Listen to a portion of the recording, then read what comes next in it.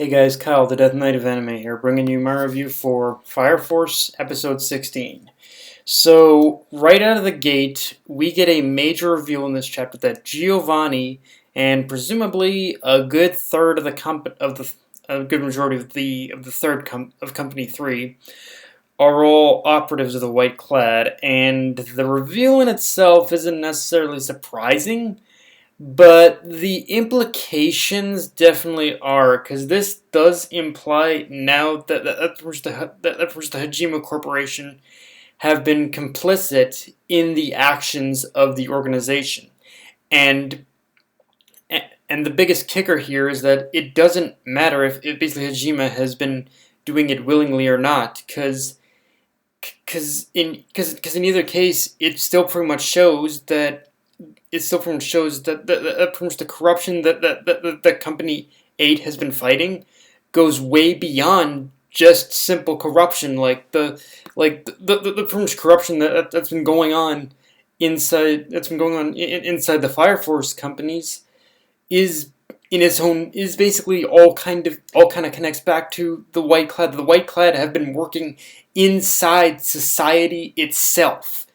It isn't even just Fire Force that they've been working inside the society of this world itself. They have covered all their bases, and this is one of those things that makes me say I love this group. Like, as villains, I love this group because it shows they're not incompetent. That they're not incompetent villains. They are actually very smart. They're covering all their bases. They are just their mere existence is a legitimate threat to this world, and I just love it for that. Um, of course, the reveals don't stop there either, because in pretty much in context of what I've just said, we get the major reveal that Vulcan's family are the ones that constructed the Amaterasu power plant, and that Lisa is a member of the White Clad. So, starting off between the reveal that the third company are members of the White Clad, on top of Lisa being one as well, shows again how compromised things are and how deep the White Clad have integrated themselves into just not just the Fire Force, obviously, but society as a whole. But with this reveal of but the big thing with this is that with the reveal of Vulcan's family having been the ones to construct been the ones to basically construct the power plant of Amaterasu, what the series my perception of what the series is telling us basically with this reveal of Amaterasu being a creation that Vulcan's family had done is telling us that we're already reaching a tipping point of the series where eventually things are going to become so compromised, and the White Clad are just going to wash over this society to at to the point where not only everything is going to topple, but society is just going to lose full trust in basically in the Hajime Corporation and the Fire Force. At some point, like, something is going to give, and basically society is going to become completely distrustful of how things have been. And at that point, when society has lost all trust in them, has lost all trust in in the Hajime Corporation, the Fire Force, all that, they are going to turn to the White Clad, and that's probably what they want. They want to have. They want to become the legitimate like governing force of this world. So, and the governing force of this world that everyone turns to, and yeah, it's like everything that we got in this chapter is kind of pointing in that direction. It's really just a matter of when, I suppose. Which, yeah, I've read the manga, so we're kind of, even in that, we're kind of making very close to that. Um, Now, in terms of the whole reveal with basically Lisa being a White Clad member, it is one of those things where looking at her backstory and the backstory in this episode, there are aspects to both of those backstories that clearly showed the deception.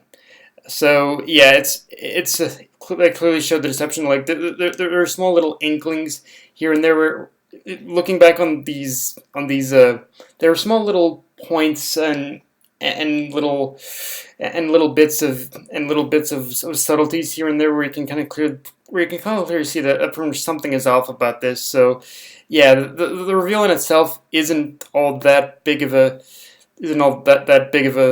of a of that big, honestly. But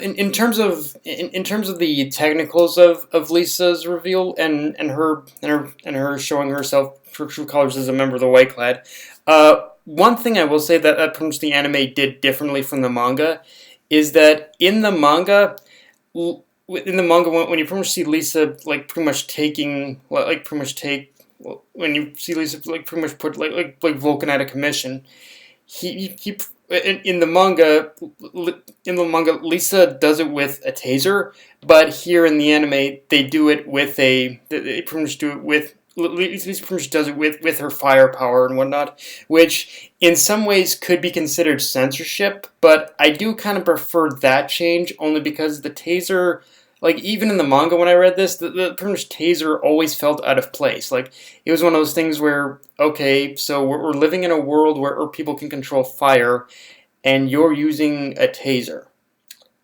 Yeah, again, it's a small detail, but when you really look at it, it is kind of it does kind of fit better, and I'm glad the anime that like pretty much made that change for sure. Um, with that said, adaptation-wise, it was a pretty good episode. The only thing I will say is that in typical fashion of Dave production, they pretty much streamlined and rearranged the order of events in a lot of ways, but by having like Shinra and Giovanni fight, and by having the Shinra and Giovanni fight happen first before like getting into the Arthur battle.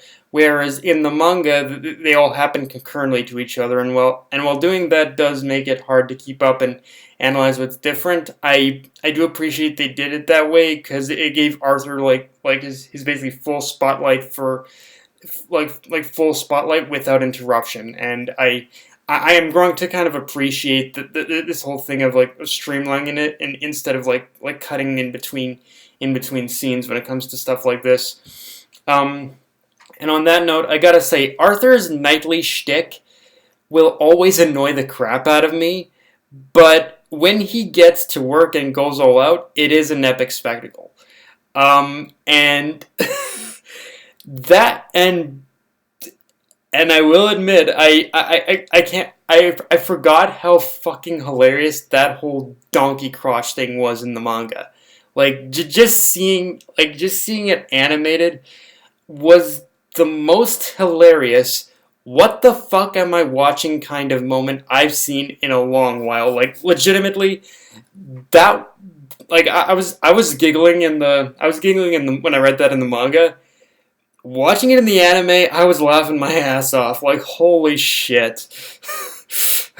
And just that moment, and just him realizing how ridiculous he actually looked with that thing strapped to his crotch. It was again all the much better in the anime. Like holy crap. Um, and another little small detail is they again I think I mentioned this, but they kind of changed the placement and order. They changed the placement order of that flashback in the beginning of the episode, which is one of those rare times where it did serve the build up of the actual reveal too. So I'll give it that. Um, on that note, to finish up this episode review, I may as well talk about the art and animation because it definitely felt like one of those times where it definitely started off okay, and pretty good, and it's continued that way throughout. But something about when we reached the Arthur versus the White Clad fight and beyond that point, is when I feel the art and animation really kind of stepped up. Like it was at that point where it was like where it was just an epic spectacle after epic spectacle. I think the whole obviously the pretty much Giovanni thing may have been may have just been repeated frames of animation or something, but it was still like the art and animation overall. Like from the Arthur thing and beyond, it's still improved from there to me, to be honest with you. Um, and art in itself is definitely an interesting aspect because I feel the art in itself was definitely one of the more interesting aspects of the episode because it was pretty good, but it pretty much got great either when they focused on close ups or expressions of characters. Like pretty much somehow when the anime was focusing on characters getting angry or characters like just showing emotion. That's where I feel the artwork specifically really shined, honestly. Um, but yeah, guys, that's my review. If you enjoyed the video, like, comment, subscribe. Follow me on Twitter, Facebook, and also Crunchyroll. Death Knight of Anime, signing off. Later, guys.